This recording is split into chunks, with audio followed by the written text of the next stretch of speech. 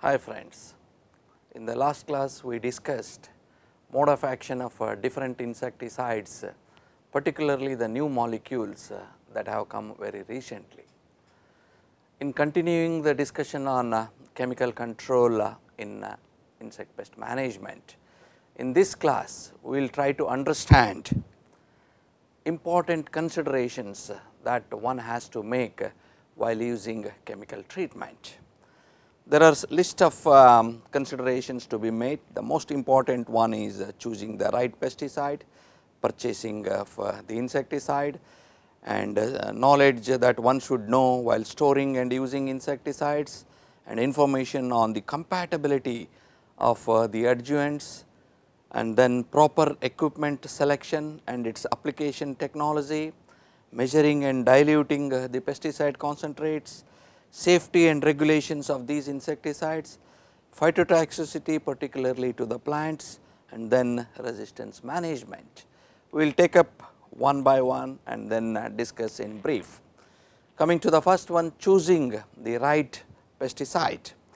You know, specific pest has got a specific insecticide in order to spare or protect the beneficial arthropods that are existing in the ecosystem. For biting and chewing insects in general, any contact insecticides can be used, or any microbial insecticides works better. For example, a lot of commercial microbials are available in the market, dipel and thuricide, they can be used. They certainly increase the efficacy by knocking down these biting and chewing insects by sparing the natural enemies. Similarly, the sucking pests can be very effectively controlled with systemic insecticides, thereby even the formulation is also most important. The granular formulation of systemic insecticides in case of paddy ecosystem, effectively controls the stem borer as well as the brown plant hopper by sparing the predators and the parasitoids associated in the crop. When more than one insect is available in a given ecosystem, maybe defoliator, maybe sucking pest, maybe borers, then the use of broad spectrum insecticide is advisable, but on the contrary, there may be rapid resurgence of some of these minor pests, the major pest, but the minor pests which are of primary or secondary importance, they assume the major status. And in particular, we have seen this case whenever we have used pyrethroid in a paddy ecosystem, and not only the resurgence is there, they also bring down the population of many of these parasitoidic wasps. Another information while choosing the pesticide one has to consider is the toxicity level of the pesticides. Acute LD50 values indicate the toxicity considerations. Again, in that acute oral LD50 value and acute dermal 50 value, acute oral LD50 are more toxic than acute dermal toxicity values. If the values indicated say 39 milligrams per kg is more toxic to the higher animals including human beings, whereas higher the value of these LD50 values, lesser will be the toxicity to higher animals. The second component that one need to consider is the purchasing of insecticides. In the market nowadays, large number of pesticides are available in the market to address to our various pest problems. So, the question of storing well in advance and keeping it over a long period does not arise at all. One need to purchase into the market or stocked product or freshly labeled products. And another factor is one need to understand the generic names or the chemical name of the insecticide. It may so happen that if one purchases on different trade names, we may end up in spraying or in purchasing the same chemical repeatedly. For example, monocrotophos in the market is available in 22 brands. Monophos, Uniphos, Noacron, all leading to monocrotophos only. So, that is why chemical name or the generic name should be very well understood before purchasing any insecticide. Then one need to determine the application of the equipment as well as the required equipment and the adjuvant and their compatibility also with the products before purchasing any insecticide. Then the knowledge in storing and using of insecticides is most important.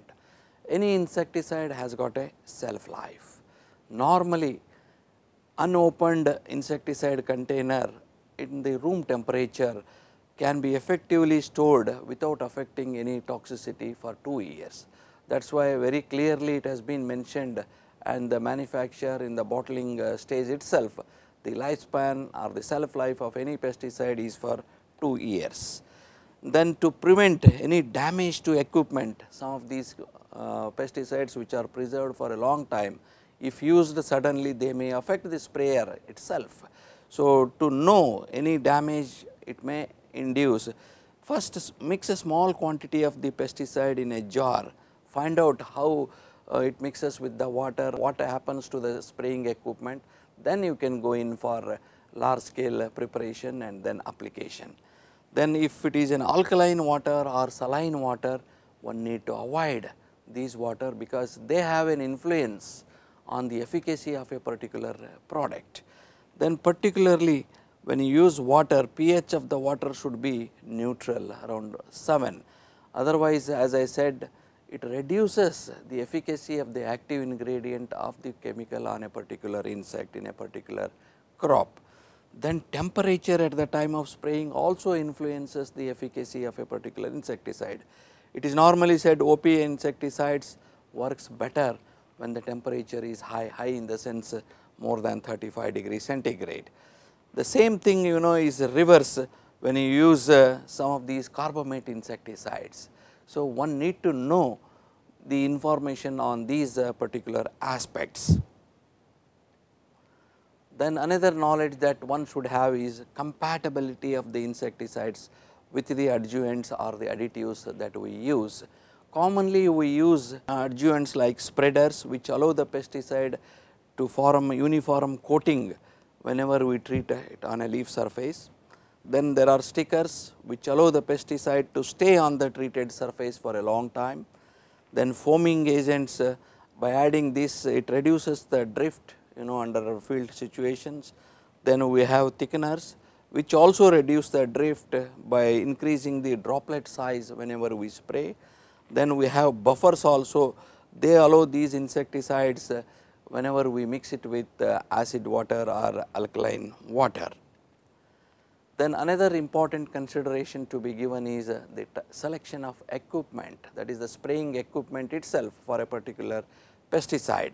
Equipment normally varies according to the site of application, where exactly you are applying, according to the choice of pesticide, what is the type of insecticide that you are using, again based on the formulation it varies, and then willingness to work with more complicated application devices, that is another factor which induces the selection. And then the pest to be controlled is another important factor for the selection of equipment, whether it is a soil insect, whether it is a leaf feeding insect, whether it is a defoliator, or whether it is we want to spray to the tree plants. So, all these things alter the selection of the equipment. Then again within the stage of the crop also is important. Say in case of cotton, in the first 30 days of cotton planting, a lot of sucking pests come. We need to use knapsack sprayers, high volume knapsack sprayers, but the same crop around 70 to 100 days we need to use high volume power operated sprayers. See, in the same crop the type of sprayer varies according to the stage of the crop. Then formulation of pesticides for controlling most effectively in a given crop, for example paddy, in the early stage soil granular insecticides are more preferred because the stem borer and the BPH can be effectively checked by systemic action, whereas in the later stage for caseworm and for other leaf folder pests, spray formulations are advisable. So, that is why I said formulation of pesticides also decides the type of equipment to be used. Then we need to have thorough understanding of the various types of pesticide applicators. Normally we have two types, dusters and sprayers. Coming to the dusters, these are usually used for dry dust application of pesticides. Their coverage is to a large area within a given time when compared to sprayers. There is no question of any corrosion whenever these dust formulations are mixed with the applicators. Normally in the market we have bellow dusters for small scale applications, rotary dusters relatively medium sized applicators, plunger dusters at the specific site of application, knapsack dusters which are commonly used by the farmers for a relatively say about 3 to 5 acres. Then if the area is more than 5 acres, we go for power operated dusters. Then the other category is sprayers. Sprayers are usually used for dispersing the fluid insecticides in the form of droplets for uniform application over the plants. Depending upon the quantity of the spray fluid required per unit area, the different types of sprayers can be used. Normally knapsack sprayers are used for agricultural pest control of a small area and also for mosquito control. Hand sprayers are available which are most useful for kitchen garden and glass houses. Rocker sprayers and bucket sprayers are used for tree and tall field crops. Foot sprayers are usually used for small fruit crops, even for flower plants. Then power operated pneumatic sprayers are used for an extensive area where we want to cover more than 5 acres in a given day. Then these insecticide spray fluid, based on this there is a classification again. There are 3 types of spraying that we use: high volume spraying, low volume spraying and ultra low volume spraying. In case of high volume spraying, the spray fluid used per acre varies from 200 to 400, wherein in low volume spray it varies from 40 to 60, whereas in ultra low volume it varies from 2 to 4.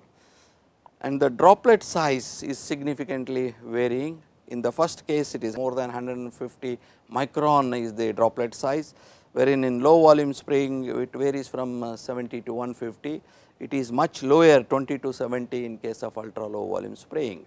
And the area coverage per day is again significantly varying. In case of high volume, hardly we can cover 2.5 acres per day, whereas with low volume spraying 5 to 6 acres we can cover, whereas with ultra low volume spray we can go as high as 20 sprays. And the types of spray equipments for each spray also we have indicated. One point we have to remember, irrespective of the type of spraying, high volume or low volume or ultra low volume, quantity of insecticide required remains same. Only the spray fluid in the form of water, the size and the area varies. Other types of specific applications we have. For soil injector, we have a soil injector, particularly at the base of the tall tree plants, and we have specific tree trim injectors for injecting insecticide.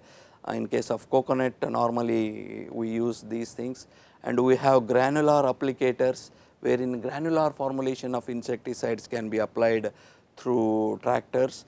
And then we have seed dressing machines, particularly to the seed itself, some of the insecticides can be treated before sowing, and similarly slurry seed treatment machines are also available of late for treating to the seed itself. Then we need to follow some safety and regulations.